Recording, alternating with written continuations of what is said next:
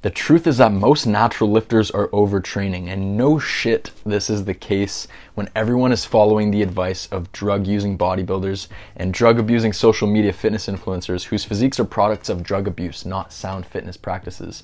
So this video is going to wake a lot of people up, and it's probably going to give you that aha moment where you realize, oh fuck, I'm training too much. Because I can sit here and talk about my fitness philosophy all day long, preaching about what's best for natural lifters, talking about low volume, low frequency, high intensity training. But until you see the symptoms of overtraining in your own body, you're probably going to think I'm full of shit. And what a lot of people don't understand is that as a natural lifter, you don't grow from just everything you throw at your physique because your recovery ability is limited. You grow from what you can recover from. So you have to be selective about what you throw into your training and what you do in your training and your overall fitness approach. The reality is that the reason why most people overtrain is because they try to mimic the routines of drug abusing bodybuilders, social media fitness influencers, as I said, whose physiques are products of drug abuse, not sound fitness practices. They have hormonal assistance. They can throw whatever the fuck they want at their physiques. They can train as much as they want, and they're going to grow, they're going to recover from it. But it's a different ballgame when you're a drug-free lifter. So in this video, we're going to talk about what causes overtraining, because it's not just training too much. There are other factors that you need to consider as well that can lead to overtraining. Then we're going to talk about the symptoms so that you know for a fact whether you're overtraining or not. And then we're going to talk about what you can do about it. Too many sets, exercises, and workouts are the usual causes of overtraining. However, training too intensely and actually forcing out reps, grinding reps, can also cause overtraining, but very few people fall under this category. Most people aren't training hard enough. I am all for training hard, but not at the expense of fucking yourself up and putting yourself out of training for a few months because your body crumbled under pressure and you injured yourself. So there's a fine line between pushing yourself hard and pushing yourself too hard. But most people are just victims of doing way too much volume, way too much frequency, way too many workouts, way too many fucking exercises. Because as I said, they're trying to mimic the bodybuilding routines that you'll see in today's fitness industry. Overtraining is not just caused by inside the gym factors. It can be caused by outside of the gym factors, and a lot of things that can go on in your life can put a big dent in your recovery ability. If you're going through a breakup, you have a big relationship problem. Maybe you're working 2 jobs to support your family. Maybe you're working a very laborious job. There's so many different reasons. Maybe you're not sleeping properly. There are a lot of different reasons that can cause you to overtrain. So even if you're training on a very productive routine, such as what I recommend with the Polarity Fitness training routines, you can still overtrain because the outside of gym factors are not controlled, and something may be out of balance in your outside of gym life that can also cause you to overtrain. And that's when you're going to have to prune things back and you're going to have to adjust accordingly. Another factor at play can be terrible form. So if you're bouncing, jerking the weight, and you're training with terrible exercise form, you're just adding weight to the bar at the expense of keeping your form tight, then that can cause aches and pains as well, and that can cause you to overtrain. And I'm not for being a form Nazi. I think focusing too much on having like rock solid form can cause you to not get strong at all and can actually cause you to not gain any muscle mass.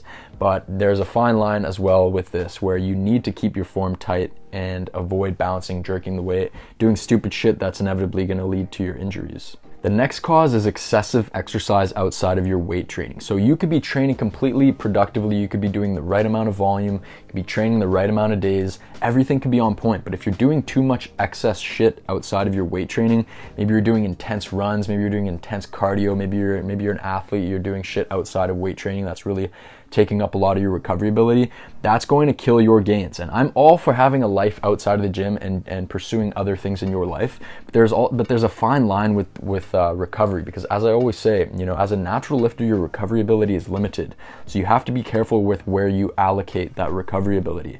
And if you really want to make the fastest rate of progress in the gym, in your weight training, building muscle, building strength, then the priority has to be given to weight training. And if you're doing too much excessive cardio outside of the gym, it's definitely going to put a hamper on your recovery ability, and it can cause you to overtrain as well if you're trying to balance training really hard, getting strong, with doing all this excess cardio. So I'm a big advocate of low intensity cardio, getting outside, going for walks, especially if you can do it in nature, getting 10,000 steps per day. I'm a big advocate of doing that, and that's actually going to help with your recovery ability.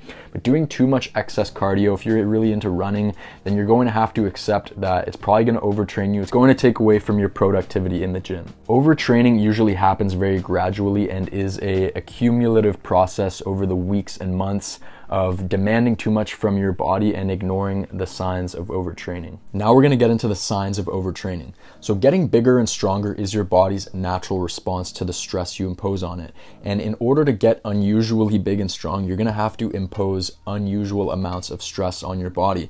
But there's a fine line between imposing too much stress and just the right amount. Overtraining commonly happens when natural lifters try to mimic bodybuilding routines and trying to do too much volume, too much frequency, too many exercises, as we spoke of earlier. But it's also very common, even when you're following a productive training system, it's as you get deeper into your training cycle. So if you just started a program, for the first few months, you are likely not going to overtrain. However, as you're pushing past your personal bests on a weekly basis and you're really, you're pushing yourself to that next level, you're pushing your body past what it's capable of, you're going to be at a higher risk of overtraining because you're somewhat suppressing your immune system. Your body's taking quite a bit of a beating on a weekly basis as each week you're pushing yourself further and further and further and further, and you're likely to overtrain at this stage. So at this point is when you're going to need to be very cautious about what you do, and you're going to need to be very attending to your recovery, your nutrition, and your overall sleep and rest. It's especially during this time that you need to give extra attention to your overall sleep, your rest, your nutrition.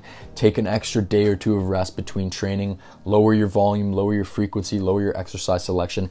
It's especially at this time where you're going to have to be really, really careful because it's very easy to overtrain at this stage. Stress itself is not bad, and it's actually needed in order to build muscle and strength because, as I said, it's getting bigger and stronger is our body's natural response to the stress we impose upon it.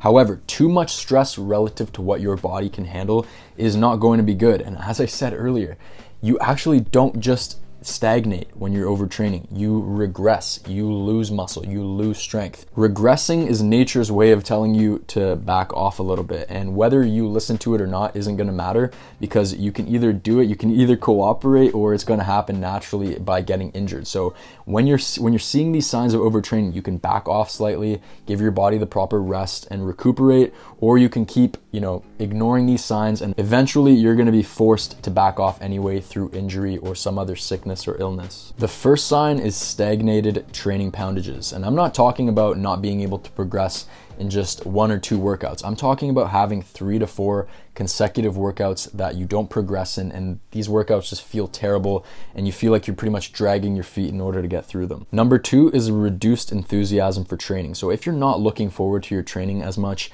and in the training that you do, you're trying to cut corners in order to finish sooner, then that can be a big sign of overtraining as well. Number 3 is if you're more tired and sore in the following days of your training than you would usually be, even though you got a lot of sleep. So this is a different type of soreness and fatigue. This is not the kind of soreness and fatigue that feels good and that you bounce back from relatively quickly. This is the type of fatigue that you will notice, okay, something's fucked here. I got a lot of sleep, but I'm still feeling extremely sore. I'm dragging my feet throughout my day.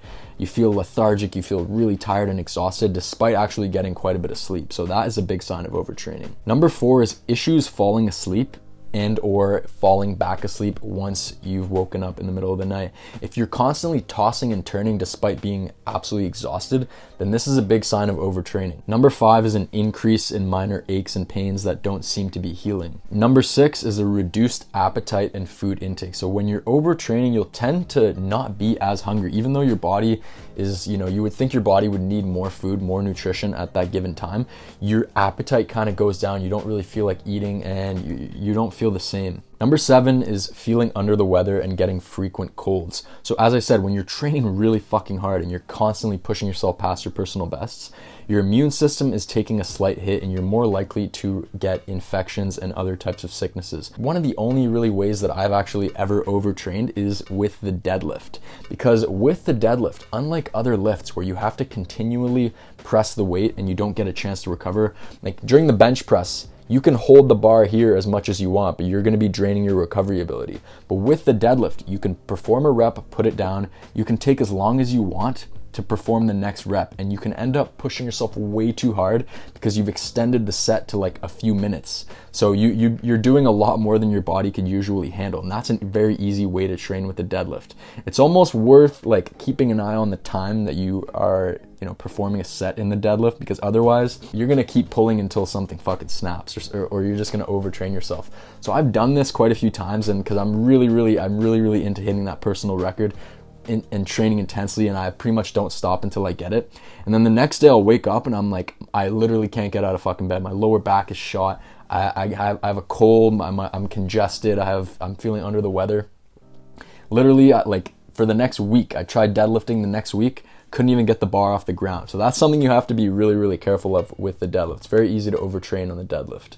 Number 8 is an increased resting heart rate. So if you're trying to rest, if you're just sitting down, maybe you're eating dinner, maybe you're getting work done, and you feel like your heart's beating really fast and you don't know why, that can commonly be a sign of overtraining. This is something I've noticed as well. If you feel anxious, restless, you can't relax despite actually needing it, maybe feeling sore, maybe feeling really fatigued, then that's a massive sign of overtraining. It's important to note that these signs may not even come from your training. They may be, as I said, from outside of the gym factors, but even in that case, it would be wise to take the appropriate measures to dial back your training, dial back your volume, dial back your frequency in order to support the lifestyle you have right now until your recovery is in better order. Because if you ignore these signs and you keep training the way you're training despite your lifestyle being in bad order, maybe you're working a lot of hours, maybe you're not resting enough, you're not sleeping properly. If you just ignore it and you push through it, you're going to overtrain yourself. So I'll say, if you're following the Polarity Fitness training philosophy, you're very unlikely to be overtraining because my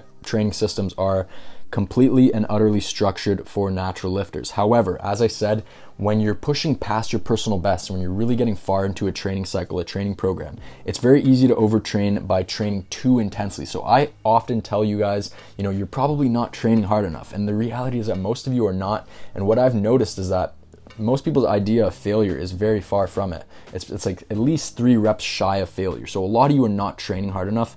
But for those of you like myself who are more at risk of being on the opposite side of the spectrum, pushing things too hard, you have to be cautious with that. Now we're going to talk about what you should do if you're feeling any of these symptoms. So if you're actually feeling a lot of these symptoms, the best course of action, and I know a lot of you are not going to like this answer, is to take a full week off training. Do not do fuck all. Literally just get in some walking and make sure you're getting your sleep back in order. You're taking care of those other things in your life, getting that in order, getting your nutrition back, getting your sleep on point in order to come back to the gym and set yourself up for a productive period of gains. So take 7 full days off, try and do as little as possible, rest up, eat properly, and then when you get back to training, this is what I want you to do.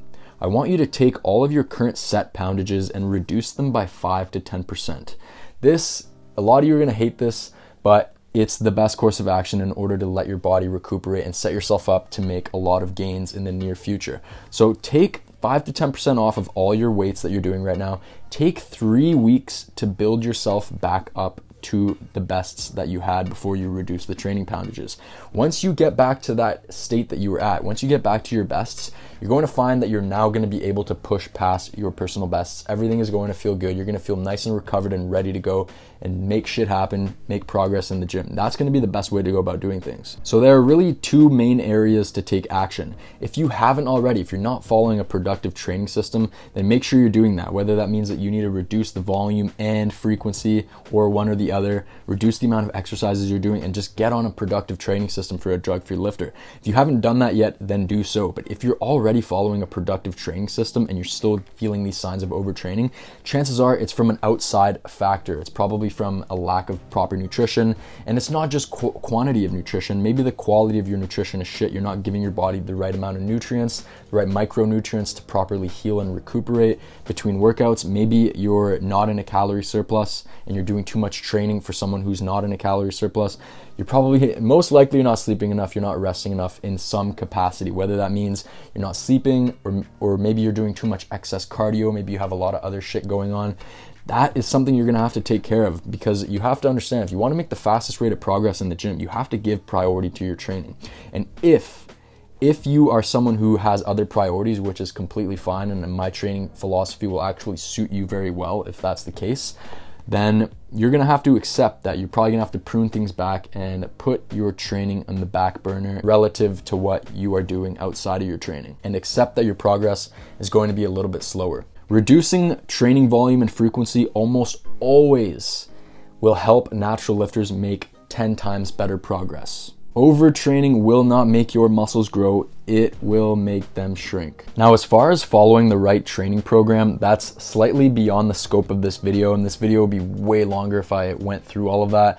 But lucky enough for you, I have a video on programming guidelines for natural lifters that I will leave right here. You can check that out. And if you haven't already, make sure to pick up my free 13-point natural muscle building checklist. This checklist is pretty much a 13-point self-assessment that will ensure that you're hitting on all the right fundamental principles to building your best physique. So pick that up and click on this video, and we'll talk soon.